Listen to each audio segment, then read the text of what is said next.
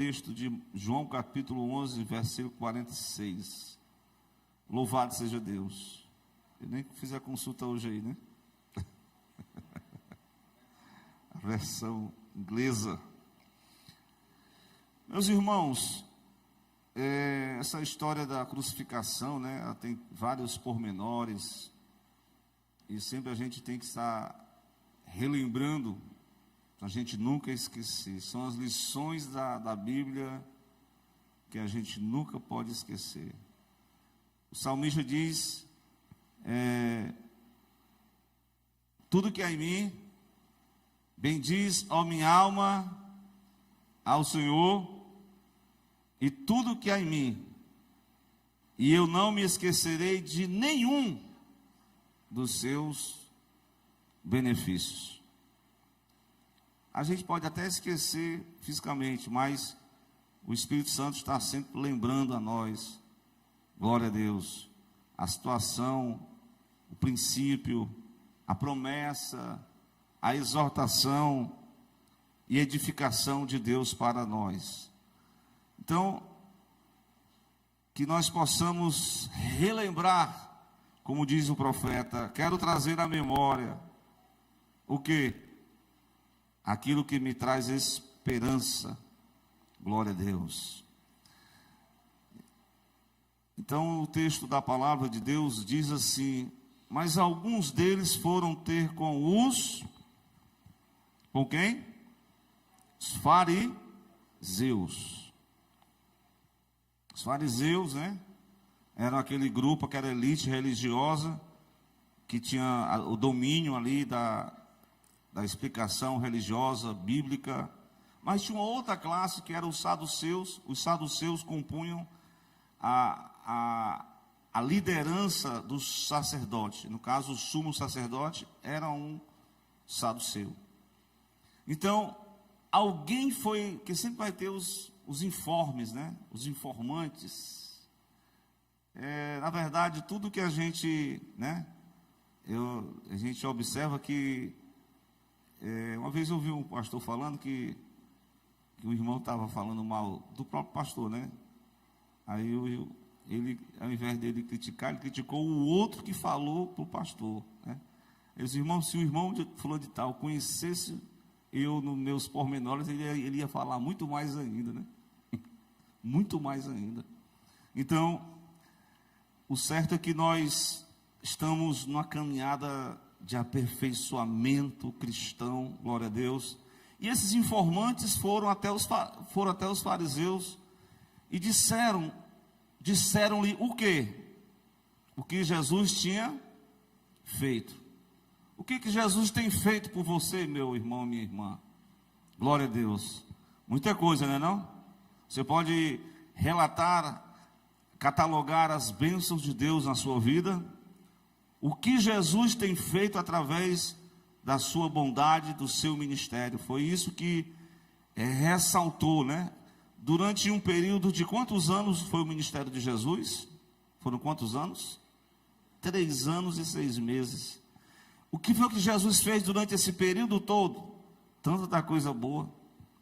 Até hoje repercute o que Jesus fez. E principalmente o que ele fez aonde? Lá na cruz do Calvário, glória a Deus. O que ele fez mudou a nossa história.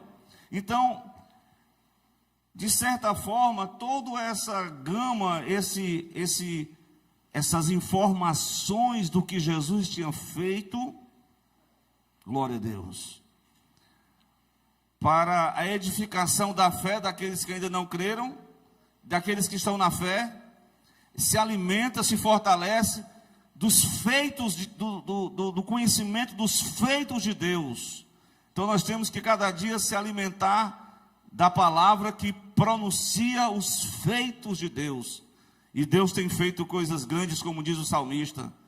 Grandes coisas o Senhor tem feito por nós. E é por isso que nós estamos o quê? Alegres. Tem alguém triste em nosso meio? Não responda. Fale com Jesus esta noite, que a alegria, a tristeza carnal é um momento passageiro, mas a alegria de Deus ela vem nas circunstâncias, como diz lá um hino, o hino 26 da harpa cristão, diz que nos momentos de mais dificuldade é que saíram as melhores poesias do poeta. Glória a Deus. É quando ele estava na pior, é que Deus inspirou a ele gravar, a ele fazer aquela poesia, aquele cântico de louvor a Deus.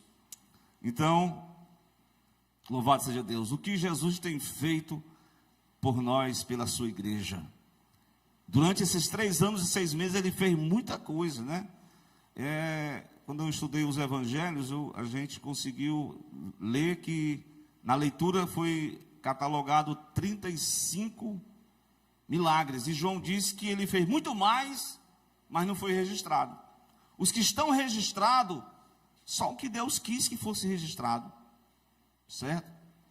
E quando ele curava alguém, como é que ele dizia para alguém que foi curado por Jesus? Vá lá na rede social, publique. Não é assim? Nem rede social tinha. Mas tinha rede social popular. Como é a rede social popular? Que sempre houve. Falando, olha, eu era assim, Jesus me mudou. Eu era cego, ele me deu visão. Eu estava morto, Lázaro, ele me deu vida. Eu estava cego no caminho ali, quando ele passou, e eu clamei, e ele me deu uma nova visão. Glória a Deus. O Bartimeu, lá em Jericó. Então, aquela mulher que estava com 12 anos de fluxo de sangue, ela tocou na orla da vestimenta de Cristo, e ela recebeu instantaneamente a cura. Então, Jesus sempre dizia isso: não fale para ninguém mais, era mesmo que nada, que o povo falava mesmo, né? E aí fluía muita gente para o encontro do mestre, porque muita gente queria ser curado, muita gente queria ser sarado, muita gente queria ser restaurado, muita gente queria algo material, uma porta, uma bênção, um alimento, um pão. E ele fez muita coisa. Ele faz coisas além do nosso entendimento, glória a Deus. Por isso que nessa noite nós somos gratos por aquilo que ele tem feito por cada um de nós.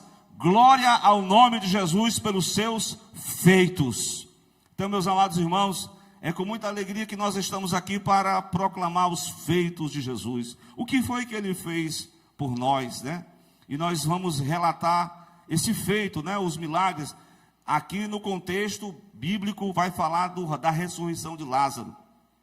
E é bem verdade, Lázaro passou, né, por uma situação de morte, e ali Jesus, depois de 4 dias, trouxe ele da morte para a vida, e todo mundo ficou alegre. Marta ficou satisfeita, começou a servir a Jesus. Maria não teve como,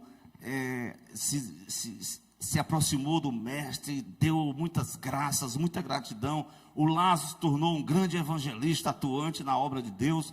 Agora ele não era mais naquele Lázaro, ele é amigo de Jesus, mas ele era assim meio acanhado. Mas agora o impacto da mensagem de Lázaro, o que ele fez por ele, transformou a vida do Lázaro em um evangelista. Louvado seja Deus. Mas tudo que Deus faz, tudo que Deus quer fazer conosco, quando ele realiza, se prepare, sempre vai ter oposição. Como de fato aqui vocês vão ver, que depois que os principais dos sacerdotes e os fariseus, na verdade eles foi um conselho, fizeram uma reunião, reuniram a elite religiosa, né, assim, a eclésia, só o sumo sacerdote que comandou aquela reunião.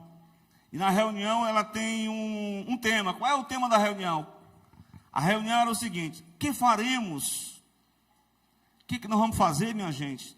Porquanto este homem está fazendo muitos sinais, milagres. O que nós vamos fazer para parar? O homem está abalando. Jerusalém está abalada.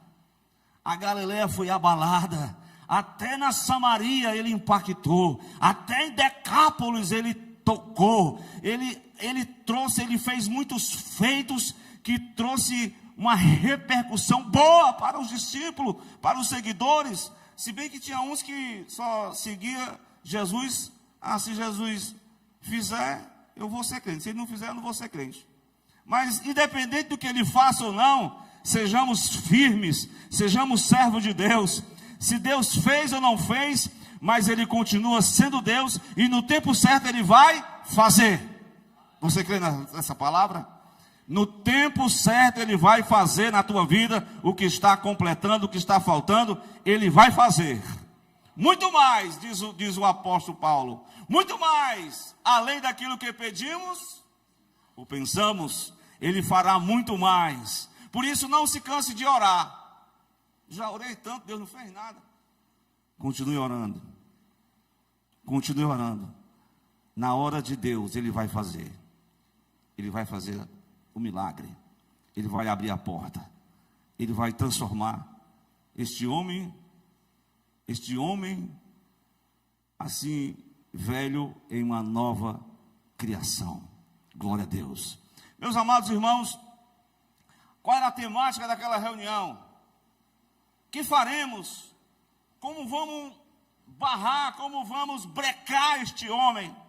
A vida de Cristo, o ministério de Jesus, estava incomodando os religiosos. Irmãos, a vida do cristão, quando o cristão ele é complacente com o pecado, ele já não faz nenhuma diferença. Quando ele é amigo do mundo, ele é camarada. Quando ele não tem nenhuma diferença, não faz diferença mais, ele apenas se torna mais um religioso. E havia um grupo de religioso que estava incomodado com a vida de Cristo, com o seu ministério, estava incomodando, porque era um testemunho público. A vida de Jesus, as palavras de Jesus confrontavam a hipocrisia daqueles homens religiosos. Então, meus amados irmãos, a hipocrisia ainda é uma realidade dos tempos atuais, e nós precisamos, glória a Deus, sermos servos de Deus, não com a aparência de piedade, né? Mas como diz a palavra, na demonstração do poder, porque tem muita gente que só é apenas externamente, é só uma questão de aparência, mas o que Deus quer é uma mudança interna, é uma mudança espiritual. E esses fariseus, eles não queriam mudança, eles queriam o cargo dele, a posição dele, eles queriam estar ganhando algum subterfúgio, algum ganho material, porque ocupavam um ofício sacerdotal. E o ministério de Jesus, ele denunciou em Mateus 23, ai de vós fariseus hipócritas, e os escribas entraram também. Então ele de certa forma, glória a Deus, impactou, e aqueles homens estavam querendo de uma forma ou de outra barrar o ministério de Jesus. Aí no versículo 48, quem está comigo com essa palavra, diga amém. Só alguns irmãos, mas eu creio que todo mundo vai estar com essa palavra. O que é que diz a palavra? Se o deixarmos assim, do jeito que está, né? Todos crerão nele. Glória a Deus. Todos crerão nele. E os sinais que Cristo faz foi exatamente para trazer as pessoas à fé, trazer as pessoas diante de Deus. Então eles estavam com medo de perder o público, né? Todo mundo está indo para lá, a minha sinagoga, o templo, as pessoas estão encantadas com este Messias, na visão dele, né? Entre aspas, mas é o Messias de Deus, né? É como o irmão me ensinou hoje, é o verbo que se fez carne e habitou entre nós. Como é que nós vamos provar que realmente o verbo habitou entre nós, que ele vive, que ele reina, que ele virá? Ele está na tua vida, ele está na minha vida, ele está testemunhando, o Espírito Santo testemunha com o seu Espírito, que somos filhos de Deus. Você tem o testemunho do Espírito Santo de Deus na sua vida, então você tem a graça de Deus, você tem o poder de Cristo, então você começa a viver não mais essa vida de religiosidade, mas a viver o Evangelho de Jesus, o Evangelho da graça do Senhor. Meus irmãos, todos irão crer nele. O ministério de Jesus, com o seu ministério, com as suas obras, né, com os seus feitos, na verdade, além de denunciar a hipocrisia dos líderes religiosos, ele também, os feitos de Cristo, estava fazendo eles perder os privilégios e a posição dos seus cargos eclesiásticos. Em determinado momento da reunião, se levantou quem? Quem se levantou? Quem era o líder daquela reunião? Você pode perceber, eu até comentei com alguns irmãos, né, que parece um tempo presente, né, que houve dois líderes religiosos, né, a nível mundial, né, ao mesmo tempo, né, vivos, né. Até que a gente comentou na escola dominical, já foi, né, que era aquele Bento XVI. Mas no momento havia duas autoridades vivas. Quem era o sumo sacerdote? Caifás. Mas tinha um outro que tinha sido antecessor, que era o sogro dele, por nome Anás. Anás e Caifás, era da mesma família, né? O poder estava só passando de geração, né? Já que não tinha um filho, mas tem um genro. Passa por o esposo da minha filha, né? O poder. E aí, envolvia a questão política, envolvia a questão religiosa. Então, mas o ministério de Jesus estava denunciando esses cargos eclesiásticos, onde eles ocupavam a função, mas eles não tinham vida com Deus. Eles apenas usufruíam de um benefício, mas eles não tinham a verdadeira palavra, glória a Deus. E aí Jesus vem, aquele humilde galileu, aquela pessoa simples, falando de coisas simples, falando dos lírios dos campos, falando das histórias das parábolas, as parábolas dos semeadores e tantas outras que estão nos evangelhos. Mas então, Caifás toma a palavra. Vamos ver qual foi a decisão, o parecer de Caifás. A Bíblia nos faz no Velho Testamento, né, várias profecias. Se eu citar aqui, os irmãos vão, por exemplo, um primeiro símbolo que era necessário a morte de Cristo no Velho Testamento. Vocês lembram? Um primeiro símbolo da morte de Cristo? Tem vários, mas aquela questão lá do animal que foi morto pelo próprio Deus e tirado para fazer as vestimentas do primeiro casal. Então, o primeiro casal, Adão, vivia numa vida de inocência, e aí o pecado adentrou a história da humanidade, e agora eles estão num período de consciência humana, e aí eles se sentem, a consciência pesa, e o pecado adentra e traz consequências terríveis. Naquele exato momento, as consequências de primeira mão foram, o relacionamento com Deus foi ali banido, tiveram que sair do jardim, houve uma divergência, né, entre marido e mulher, e assim por diante, e consigo mesmo o homem não está bem. Consigo mesmo ele não estava bem, porque o que completa a nossa existência, a nossa essência, quem é? Você pode ter tudo, mas se você não tiver Jesus, você não tem nada. Você pode ter tudo, mas sem Jesus você não tem nada. Por isso que você tem que religar. Religião é religar o homem com o Criador, com o Deus vivo, todo-poderoso. Glória a Deus. Meus irmãos, louvado seja Deus. O parecer de Caifás era o seguinte: só podemos fazer, se nós não podemos com o nosso inimigo, não vou se juntar a ele, vamos eliminar ele. Então já era aí o apóstolo João, né, na escritura, ele vai fazer esse registro. Quando ele disse que era necessário que um homem morresse pelo povo, ele estava prenunciando, profetizando naquele ano, o quê? A morte de Cristo.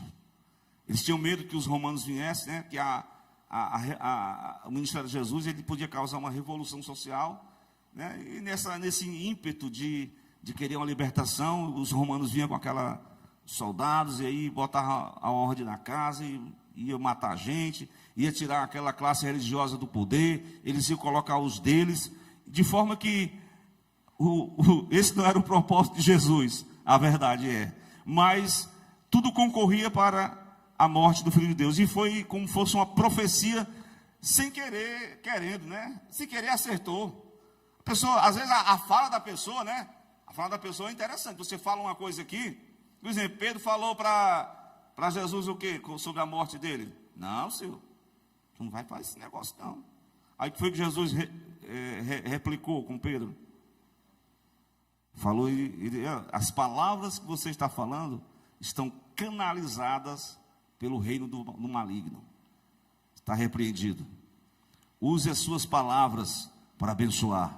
Use as suas palavras, glória a Deus, para ligar com aquilo que Deus quer. Mas é uma visão humana. Então, Caifás, ele profetizou, mesmo sem ter um conhecimento. O conhecimento ele tinha, mas ele não sabia quem era Jesus, porque nenhuma daquelas autoridades sabiam que se ele estivesse crucificando o príncipe da vida, o autor da vida, o Messias de Deus, ele não teria feito isso. Mas foi toda uma potestade, um principado que organizou aqueles homens e eles forjaram a morte de Cristo. Aí no texto vai dizer umas 3 lições sobre a morte de Jesus. Eu quero resumir a mensagem sobre isso. O parecer de Caifás ratifica a profecia da morte de Cristo. Mas uma lição sobre a morte do Senhor, nessa passagem, eu quero mostrar para os irmãos no versículo de número o 50. Veja aí comigo. Nem considerais que nos convém que um homem morra pelo povo e não pereça toda a nação. Então aqui nós aprendemos uma lição muito importante sobre a morte do Senhor. É porque, para que não pereça, para que não morra, para que se salve. Então alguém pagou o preço da nossa vida. Glória a Deus. No Antigo Testamento era vida por vida, né? Mas a gente até comentou hoje que não dá para separar. O Deus justo, ele é o mesmo. Ele é um Deus de amor, ele é um Deus de paz, ele é um Deus de misericórdia, mas ele é um Deus de justiça. Ele não tem um culpado por inocente. Ele não passa pano para pecado de ninguém. Glória a Deus. Tudo que nós semearmos, nós vamos colher.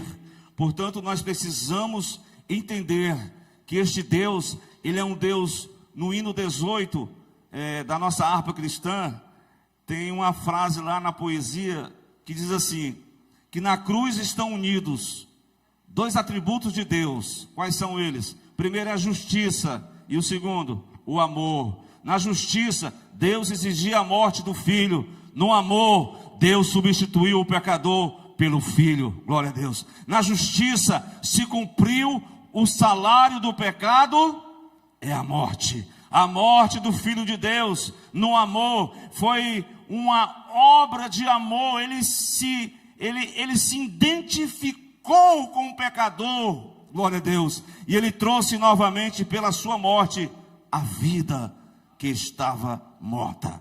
Nós somos vivificados em Cristo. Amém? Glória a Deus. Só os vivos, os mortos não glorificam, mas só os vivos adoram a Deus. Só os vivos glorificam a Deus. Os mortos não adoram nada, os mortos não sentem nada, mas os vivos glorificam a Deus, adoram a Deus. Amém? Oh, glória a Deus. Há uma necessidade de você que está aqui, que ainda não encontrou-se com Jesus, ser salvo. O Senhor quer salvar a cada um pelo seu sangue na cruz. Mas eu quero adiantar uma segunda lição. Não somente salvar uma nação, um povo. No versículo 51 ele diz: ora, ele disse isso porque era o sumo sacerdote. Naquele ano ele profetizou que Jesus deveria morrer pela nação. Aí ele comenta: e não somente pela nação, mas o propósito de Jesus na sua morte foi o que, irmão? Reunir em um corpo quem? Os filhos de Deus. O propósito de Jesus foi o que? Reunir em um só corpo quem? os filhos de Deus. Você é filho de Deus, irmão? Glória a Deus. Você foi reunido em um só corpo. Essa reunião é como Jesus disse: onde estiver 2 ou 3 unido e reunido em meu nome, eu vou estar agora presente. Ele está presente aqui, irmão. Glória a Deus. Se nós estamos unidos em um só corpo espiritual, nós somos um corpo de Cristo. Glória a Deus. Ele restaura a unidade do homem, da raça humana, a unidade espiritual. Ele formata a sua igreja, a sua eclésia. Glória a Deus. Paulo diz que na cruz ele reconciliou o homem consigo mesmo. Ele salvou o homem, mas ele reconciliou o homem com os outros homens, com as outras pessoas. O pecado ele trouxe divisão, o pecado ele trouxe desunião, o pecado ele trouxe separação, o pecado ele trouxe divórcio, o pecado ele trouxe acusação, o pecado ele trouxe mexerico, fofoca, o pecado trouxe as guerras, as intrigas. Mas o sangue de Jesus, pelo poder da sua morte, ele traz a unidade. Até o ímpio, ele disse, Caifás, ele vai dizendo, Herodes, esses pessoal são intrigados, né? Herodes e o outro lá, o governador da Judéia, Pilatos, eles não se comunicavam. Mas no dia do julgamento, foi um motivo para eles trocar ideias. Mesmo que fosse para o lado de querer, mas quando Deus quer, Ele faz com que o teu inimigo se reconcilie com você. Ao invés da gente desejar o mal, Paulo diz: orai pelos que vos perseguem, abençoai e não amaldiçoeis. E essa tem que ser o estilo de vida da igreja de Cristo aqui neste lugar. Em todos os lugares, a igreja de Jesus. Nós não somos perfeitos, né, irmão Wellington? Né, Gilmar? Existe alguma família perfeita? Vem como estás. Vem como estás. Vem como estás. Vem como estás. Eu vou mudar a tua história. Eu vou mudar a tua vida. Essa é uma segunda lição que a morte de Cristo apresenta. Ele resolveu a problemática do relacionamento do homem com o Criador.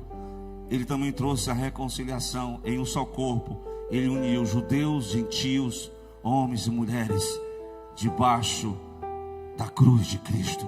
Estão unidos, estão no só propósito. Glória a Deus. Aqui não tem maior, aqui não tem melhor. O bom é Cristo. Nós estamos em um só propósito. Tem as nossas zangas de vez em quando, tem as nossas diferenças, mas pelo poder do nome de Jesus, eu quero que você libere do seu coração perdão, que você peça a graça a Deus, que você perdoe essa pessoa, que você abraça essa pessoa, que Cristo prevaleça e que o diabo saia.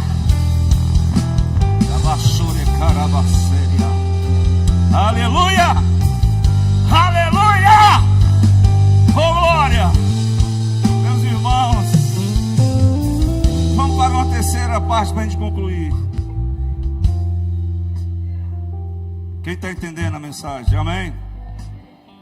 Quem só os vivos adora, só os vivos glorifica, só os vivos exalta, rende graça. Bendito seja o nome do Senhor. Bendiz a minha alma e tudo que há em mim, e eu não me esquecerei de nenhum dos seus benefícios. Meus irmãos, o Cristo de Deus, Ele é tão poderoso que Ele foi buscar os dispersos, que Ele foi juntar quem estava longe. Ele trouxe o filho pródigo de volta. Ele atravessa Samaria e reconcilia uma geração que estava de briga. Ele diz: olha, a partir de hoje é necessário, é um só corpo. Samaritanos, é judeu, participa do corpo, do sangue de Cristo. Aleluia. Os dispersos, os desigrejados, os que estão fora do seu eixo espiritual. Volte! Ei, Ele quer juntar novamente. Ele quer trazer novamente a alimentação para o filho pródigo, a alegria para os que estavam desterrados. Tem uma palavra no ano 70 da era cristã, que é diáspora. Essa palavra aqui, ó,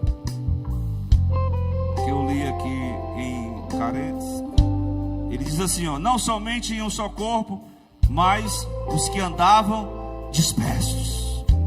A diáspora. Como eles rejeitaram o Cristo, o Messias, e o Cristo foi entregue à morte pela mão de Pôncio Pilatos. Ele diz: nós queremos o Barrabás, eu não quero esse Messias não. Ele diz: não, mas ele não é o rei não. Caia o sangue dele sobre nós e sobre os nossos filhos. Eu não quero conversa com esse homem não. No ano 70 da era cristã, lá vem os romanos com cor de gás, né? Arrasaram Jerusalém, derrubaram o templo, colocou por terra, e os sacerdotes foram espalhados, o sacrifício não teve mais. O que aconteceu? Eles fizeram a diáspora, eles foram para outras nações, para outros lugares. Mas em 48 a história está aí, eles voltaram para formatar o Estado de Israel. Isso é história. Mas tem que voltar realmente para a cruz de Jesus. É que lá que Deus faz com que o solitário viva em família. Ele faz com que o solitário, que o oprimido, que o desiludido da vida, que o decepcionado com tudo, com Deus, com a família, com todos, Ele reconcilia. Ele: olha, eu vou te dar sabor na tua existência, eu vou dar razão na tua vida. Tu não vai viver mais essa vida apagada, morta. Glória a Deus.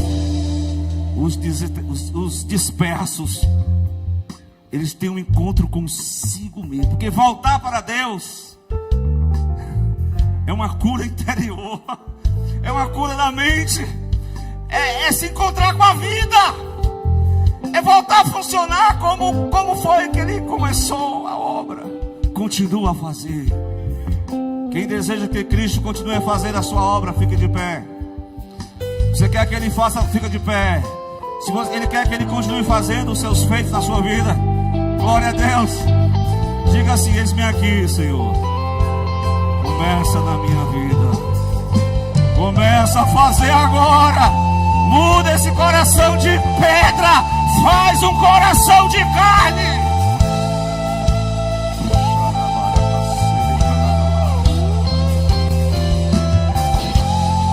Dai-me a graça para perdoar, porque perdão é um dom divino, não é nada do homem, mas é fruto do Espírito Santo, fruto da mansidão, fruto do amor. É o Espírito que vai reconstruir o novo homem em Cristo. Vai estar agora abrigado, vai estar agora alinhado com o Altíssimo, vai estar agora congregando em um só corpo e declarando: grandes coisas o Senhor fez por nós. Por isso nós estamos. Quem está alegre, diga amém. Bota essa tristeza para fora. Dê lugar a Jesus, porque Ele está aqui para curar o seu coração, para curar a nossa alma, para nos dar a virtude de Deus. Então que o Senhor abençoe. Vamos para o momento agora. Tem alguém em nosso meio que quer se reconciliar com Jesus, que quer entregar-se ao Filho de Deus? Sempre tem que fazer o convite, né? Depois da mensagem, convite de Deus. O filho pródigo volta a casa. Ele quer que nós possamos voltar a casa. Até falamos sobre a casa, né? É exatamente o encontro com Deus, o encontro com os irmãos, e o encontro com o ser humano restaurado aqui dentro. Glória a Deus. Vamos fazer uma leitura concernente ao ato da ceia do Senhor desta feita.